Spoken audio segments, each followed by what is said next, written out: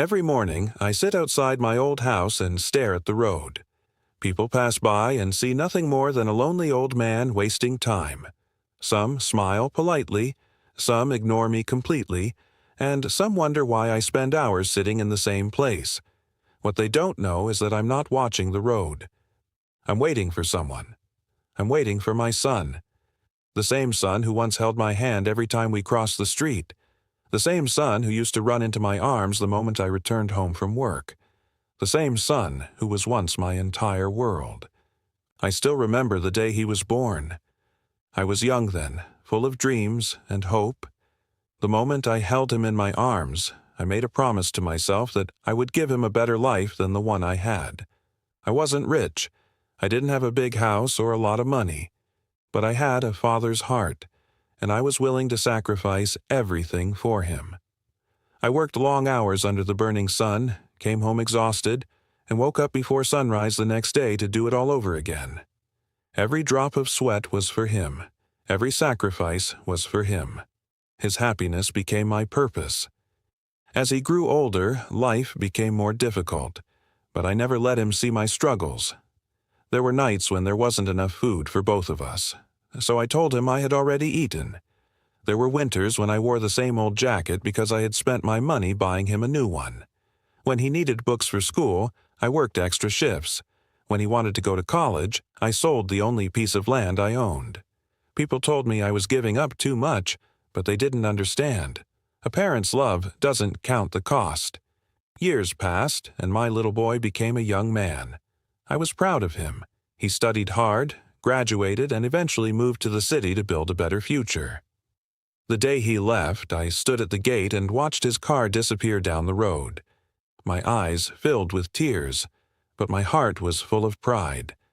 I thought all my sacrifices had finally paid off. I believed he would succeed in life, and he did. At first, he called me every day, then every week, then every month. As time went on, the calls became shorter and less frequent. He was always busy. There was always another meeting, another responsibility, another reason why he couldn't visit. I understood. At least, that's what I kept telling myself. Whenever someone asked why my son never came home, I smiled and said he was working hard. Deep inside, however, a small part of me wondered if he still thought about me the way I thought about him. The years kept moving forward. My hair turned white. My back became weak. My hands began to shake. The house that once echoed with laughter became silent. Every room carried memories of the past. Sometimes I would walk through the hallway and imagine hearing his footsteps again. Sometimes I would sit at the dinner table and remember the sound of his voice. The silence became my closest companion. Every morning I continued sitting outside by the road. Every passing car gave me hope. Every stranger made me look twice. Maybe today is the day, I would think. Maybe today my son will come home. But morning would turn into afternoon. Afternoon into evening, and evening into another lonely night. Still, I never stopped waiting. One night, unable to sleep, I opened an old wooden box hidden beneath my bed. Inside were photographs I had collected over the years. There was a picture of him sitting on my shoulders when he was 5 years old, another from his first day of school, another from his graduation. I ran my fingers over those pictures and smiled through my tears. The boy in those photographs seemed so close, yet the man he had become felt 1,000 miles away. That same night I decided to write him a letter. My hands trembled as I held the pen. I wrote slowly because my eyesight wasn't what it used to be. The letter was simple. I didn't write about my pain. I didn't write about my loneliness. I didn't complain about the years that had passed. Instead, I wrote, "My son, I hope you are happy. I hope life has been kind to you.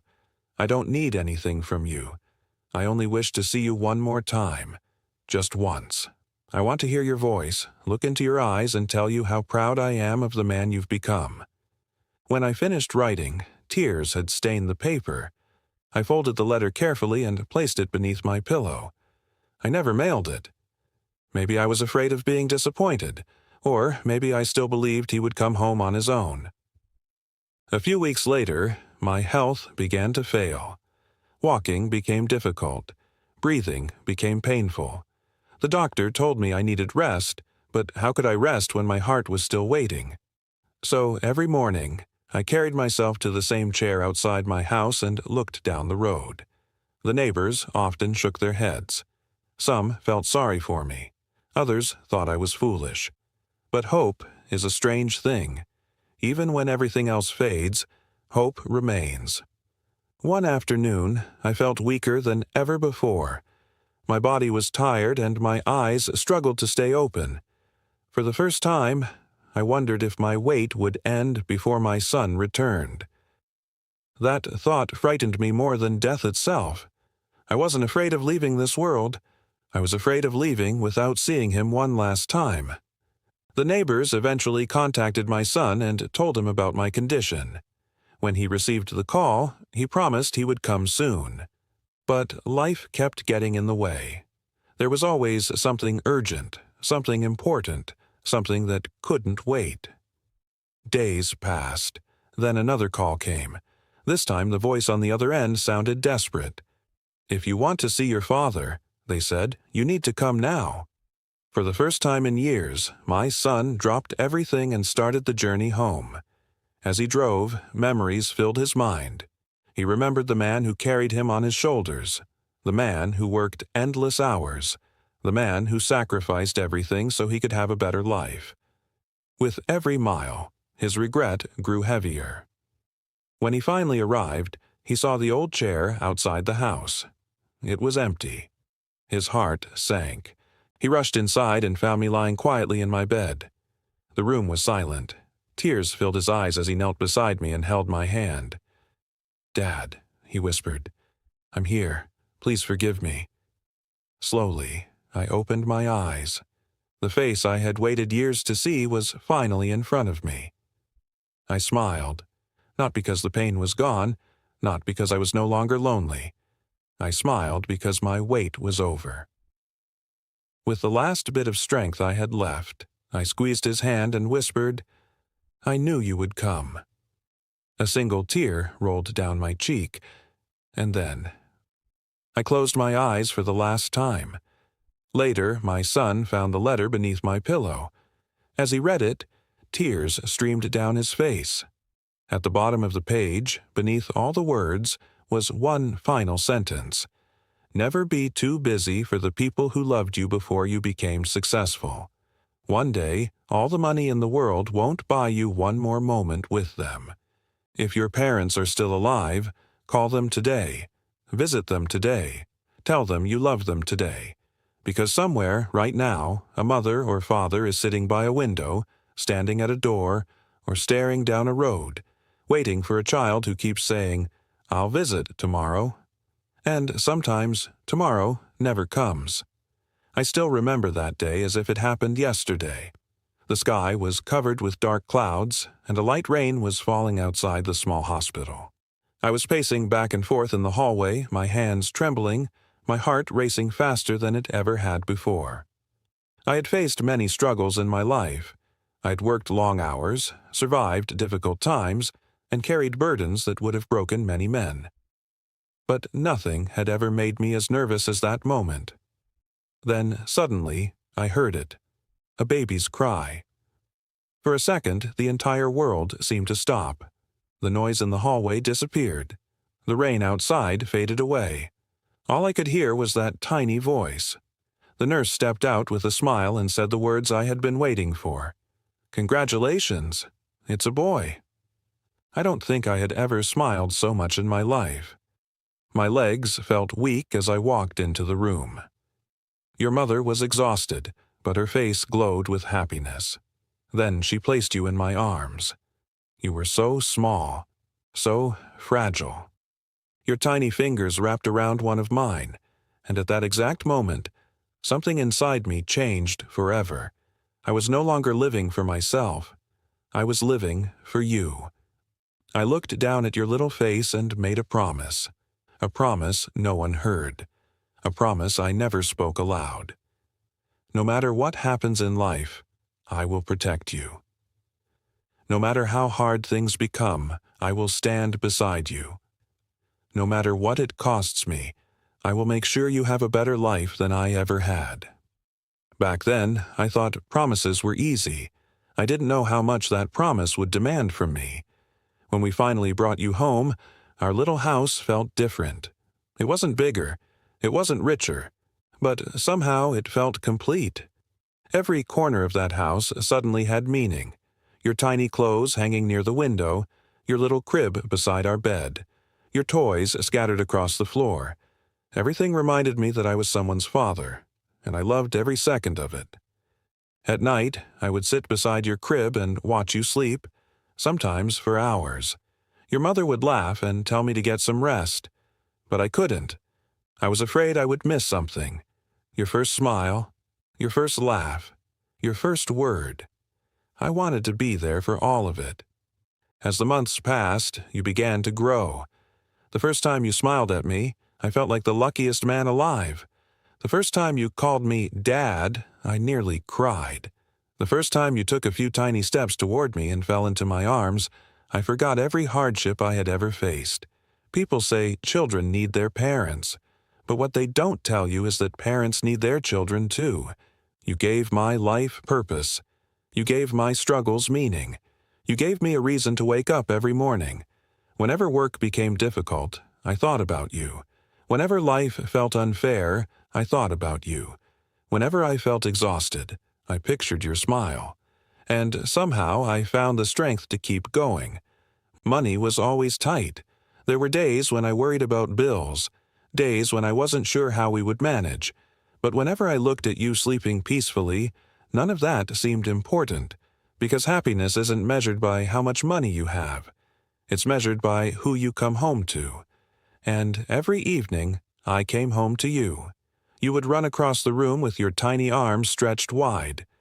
Dad! That one word could erase an entire day of pain. I never imagined those moments would become memories. I never imagined there would come a day when this house would be silent. Back then, the future looked beautiful. I dreamed about your first day of school. I dreamed about teaching you everything I knew. I dreamed about watching you grow into a good man. I dreamed about the day you would make me proud. And one day, that day finally came. The day you walked into school for the very first time. I thought I was ready, but I wasn't. Because that was the first day I learned something every parent eventually learns. Children don't stay little forever, and every step they take forward is one step farther away from your arms. The first day of school was supposed to be a happy day, and it was, at least for you. I still remember how excited you were that morning. You wore your new school uniform and stood in front of the mirror for almost 10 minutes, smiling at yourself. Your backpack looked bigger than your body. You couldn't stop talking about all the friends you were going to make. Meanwhile, I stood quietly in the corner watching you, smiling, but also realizing something I had never thought about before. You were growing up, faster than I was ready for. When we arrived at the school gate, you held my hand tightly, the same little hand that used to fit inside my palm, the same hand that would one day let go. You looked up at me and asked, "Dad, will you wait for me when school is over?" I smiled and nodded. Of course I will. The truth is, I would have waited forever. That day I stood outside the school gate for hours, not because I had nothing else to do, but because I couldn't stop thinking about you. I wondered if you were scared. I wondered if you had made friends. I wondered if you missed me. When the final bell rang and you came running toward me with the biggest smile on your face, it felt like my heart had come back to life.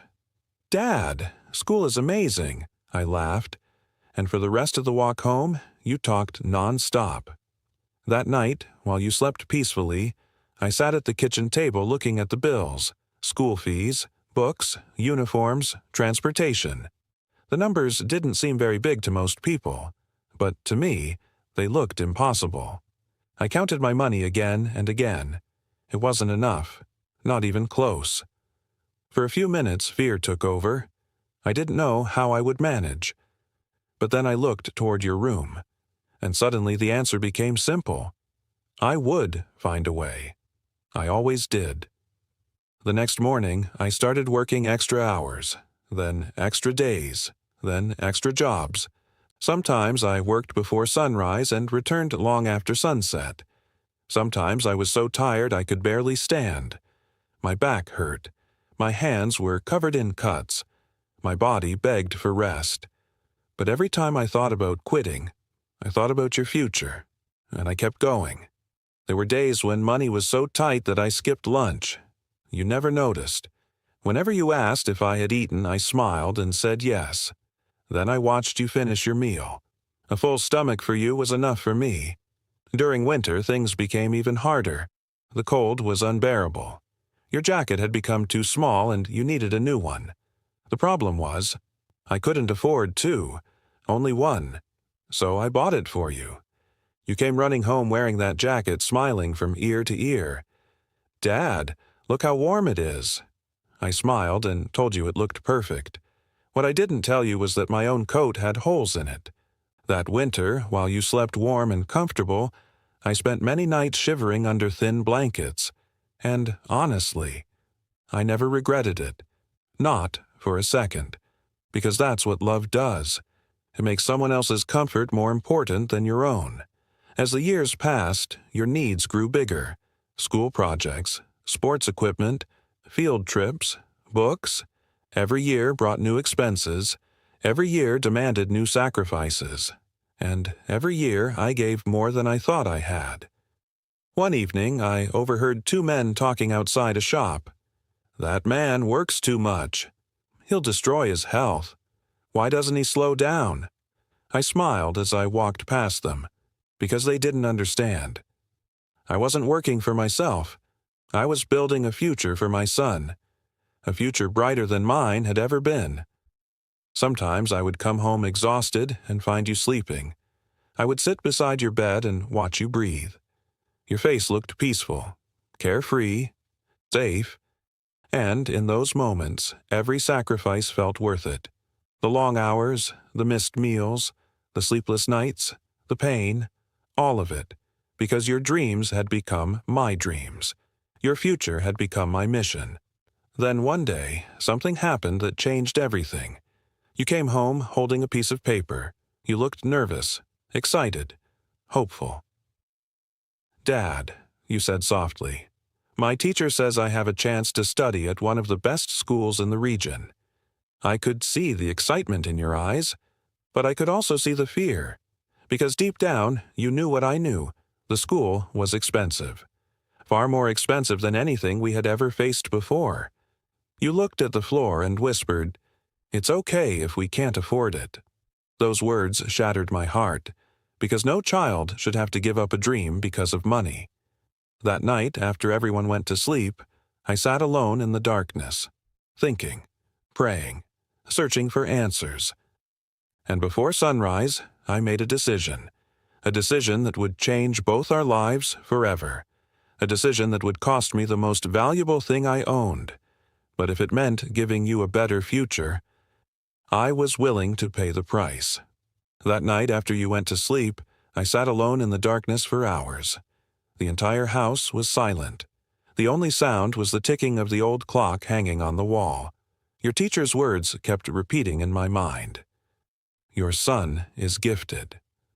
He deserves a better education. This opportunity could change his future forever." I should have been happy. A father dreams of hearing such words.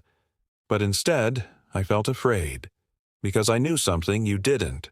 The school was expensive, far beyond what I could afford. I checked my savings again and again. The answer never changed. It wasn't enough, not even close. For the first time in many years, I felt helpless. I'd always found a solution, always found a way, but this time, I couldn't see one. As midnight passed, I walked outside. The village was asleep. The stars filled the sky. And there, across the road, was the small piece of land my father had left me many years ago. It wasn't much, just a few acres. But it was everything I owned. everything. My father had worked his entire life to buy that land. Before he died, he placed his hand on my shoulder and said, "Take care of this land. One day, it will take care of you." For years, I protected it, even during the hardest times, even when people offered good money for it. I always refused, because it wasn't just land. It was my father's memory, the last thing he had given me. I stared at it for a long time that night, and slowly, I realized what I had to do. The next morning, before the sun rose, I walked toward the land. My heart felt heavy.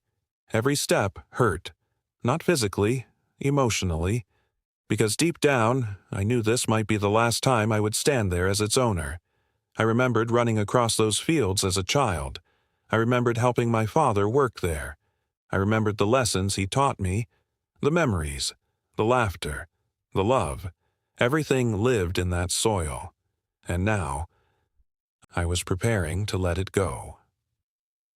A few days later, I met a buyer. He inspected the land carefully, then he offered a price. The amount was enough to pay for your education, enough to give you the opportunity you deserved, but accepting it felt like losing a part of myself. For a moment, I hesitated. My father's voice echoed inside my mind. Take care of this land. Tears filled my eyes. Then another thought appeared. Your face, your smile, your future, and suddenly the decision became easy. I signed the papers, just like that. Generations of memories disappeared with a single signature. When I walked away, I didn't look back, because I knew if I did, I might change my mind. That evening, I came home carrying the admission papers. You were sitting at the table doing homework. I placed the documents in front of you. At first, you looked confused. Then your eyes widened. Your hands began to shake. Dad? Is this real? I nodded. For a second, you couldn't speak. Then tears filled your eyes. You jumped from your chair and hugged me tighter than ever before. Dad, thank you. I promise I'll make you proud. Those words made every sacrifice worth it. Every single one. I smiled and hugged you back. But what I didn't tell you was what it had cost. You never knew about the land. You never knew about the memories I gave up. And honestly, I didn't want you to know. Because sacrifices aren't gifts if you expect recognition. Real love gives quietly, without asking for anything in return. The months that followed were difficult. Without the land, money became tighter than ever. I worked harder, longer hours, more jobs, less sleep. Sometimes I returned home so exhausted that I couldn't feel my legs. But whenever I saw your grades, I forgot the pain. You were thriving, excelling, becoming everything I had hoped for.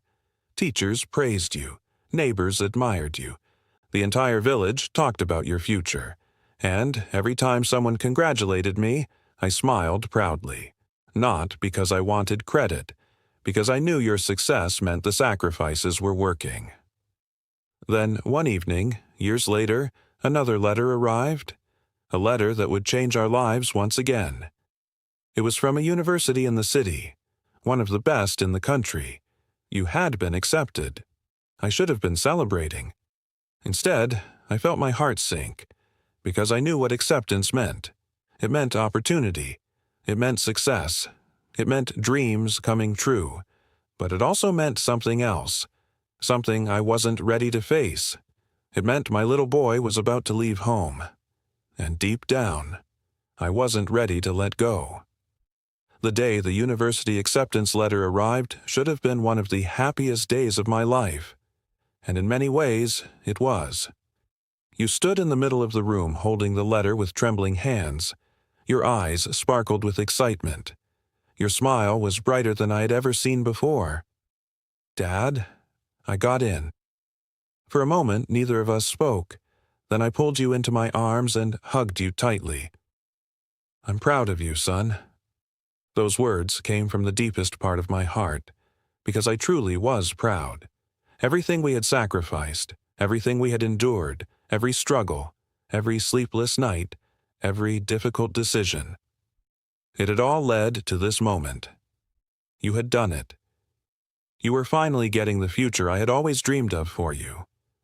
But that night, after you went to bed, I sat alone outside the house. The same chair, the same road, the same stars above me, and for the first time in years, I cried. Not because I wasn't happy, because I was. I cried because I knew something was about to change forever. Children grow up. Every parent knows that. But knowing it and living it are two different things. For years, my life had revolved around you. Every decision I made was for you. Every dream I had included you. And now, the world was calling you away. The weeks passed quickly, too quickly. There were forms to fill out, documents to prepare, things to buy, plans to make. You were excited every single day, talking about the city, talking about university, talking about your future, and every time you spoke, I smiled, because that's what fathers do, even when their hearts are breaking. The night before you left, I couldn't sleep. I walked into your room quietly. You were sleeping peacefully, just like when you were a child. For a moment, I didn't see a young man. I saw the little boy who used to climb onto my shoulders. The little boy who cried whenever I left for work. The little boy who believed I could fix anything. I sat beside your bed and watched you sleep. Hours passed. I didn't move, because deep down, I knew life would never be the same after tomorrow. The next morning arrived far too soon. The car that would take you to the city was waiting outside. Your bags were packed. Your future was waiting. And I wasn't ready. But fathers don't get to choose when it's time to let go. Your mother cried openly. She hugged you again and again. She kept giving advice. Eat properly. Sleep on time. Call us every day. Don't skip meals. Don't forget where you came from. You laughed and promised you wouldn't. Then you turned toward me. For a second, neither of us said anything. There were too many emotions, too many memories, too many things left unsaid. Finally, you smiled. Dad, don't worry. I'll make you proud. My throat tightened. I couldn't trust myself to speak, so I simply nodded. Then I hugged you.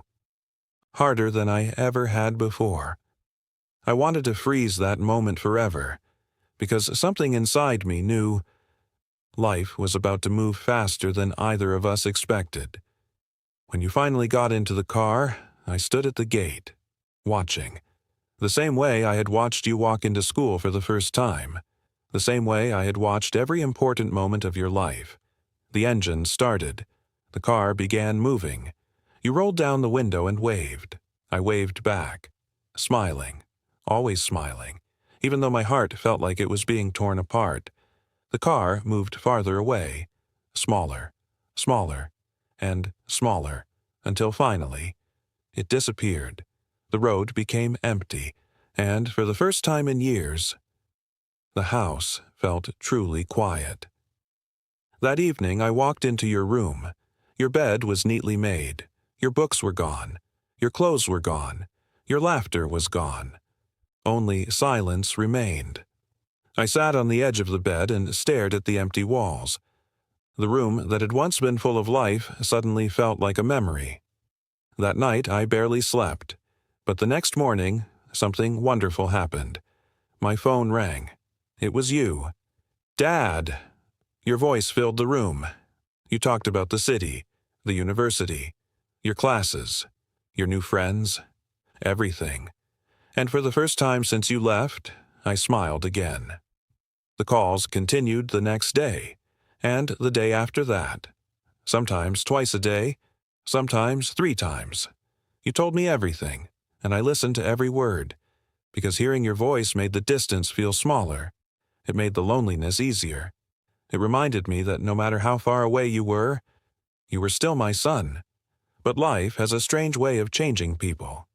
Days become weeks, weeks become months, months become years, and slowly. The calls started becoming shorter, then less frequent. Then something happened that neither of us noticed at first. The silence began. To be continued.